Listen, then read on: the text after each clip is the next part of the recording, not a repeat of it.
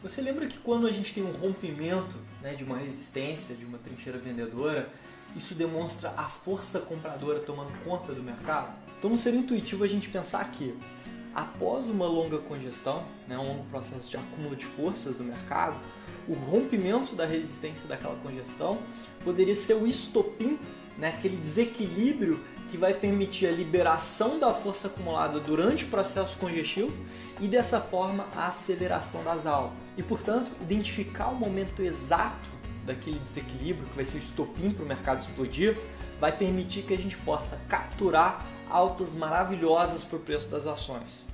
E é isso que a gente quer aqui. Então, o momento ideal para a gente fazer aquela compra vai ser no rompimento daquela resistência. Mas qual resistência que eu estou falando? A congestão não é formada por um suporte e uma resistência paralelos, né, dentro dos quais a ação está operando? Então é exatamente o rompimento dessa resistência que forma a congestão que a gente quer ver. Agora, como a gente está falando de rompimento, ia ser ainda melhor se esse rompimento ocorresse com força, com convicção, né? Mostrando para a gente que a força compradora realmente está predominante naquele momento. E para isso, eu quero ver duas coisas. Um candle de força, rompendo a resistência, e um volume financeiro acima da média. Porque o candle de força, ele vai mostrar para mim que o rompimento está acontecendo com força, né? Com convicção do mercado. E o volume financeiro vai dar consistência para esse sinal. Vai mostrar que o mercado está rompendo aquela trincheira vendedora, né, que é a resistência, não com 1000 soldados, mas sim com 1 milhão de soldados. Só para relembrar vocês, o candle de força de alta é aquele que tem um fechamento próximo da máxima e um corpo de grande amplitude, né?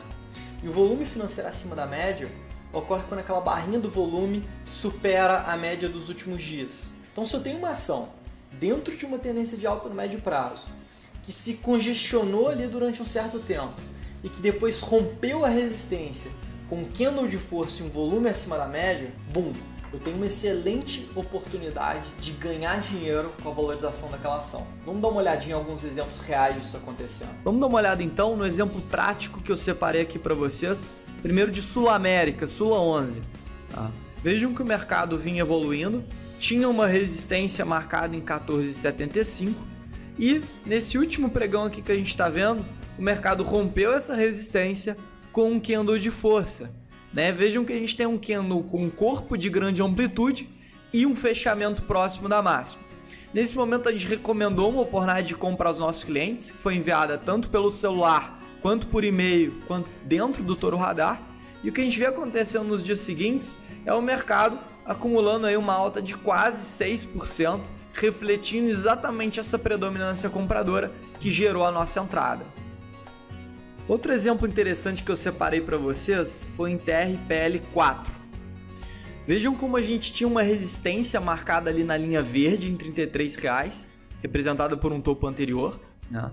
Em determinado momento, o mercado consegue romper essa resistência também com candle de força, né? Por que um candle de força?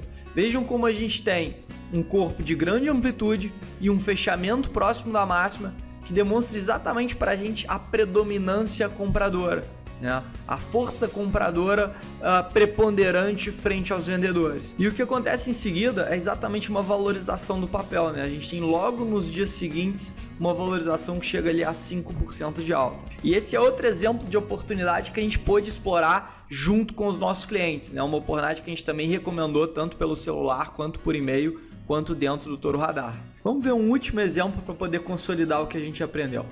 Um exemplo em Hering, HGTX3. Vejam que a gente tinha uma resistência marcada ali em 22,25. O mercado rompe essa resistência, também com candle de força, né? A gente vê aí um corpo de grande amplitude, um fechamento próximo da máxima. E o que a gente vê nos dias seguintes é o mercado se valorizando significativamente. Em relação ali ao ponto máximo, a gente teve quase 5% de alta. Essa foi outra oportunidade explorada pelo Toro Radar.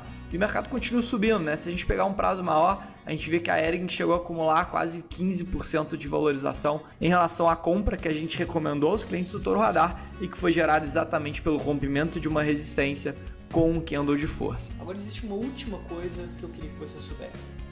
Existe uma situação em que a gente não vai querer comprar aquela ação logo no rompimento.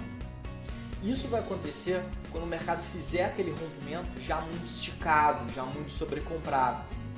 Vocês lembram que quando a gente aprendeu sobre o IFR, a gente viu que ele nos mostrava o fôlego do mercado? E que quando o mercado estava sem fôlego, existia uma grande possibilidade de que ele corrigisse antes de continuar subindo? Então, se no momento do rompimento o IFR de 2 períodos, que é o que a gente aprendeu a usar, estiver acima de 98, isso vai apontar para a gente o seguinte, que apesar da força compradora realmente estar preponderante, naquele momento ela já está muito cansada para continuar avançando sem antes dar uma recuada. E nesse caso, a gente vai abortar uma compra nesse momento e vamos esperar o que a gente chama de pullback, que é exatamente o tema da nossa próxima aula.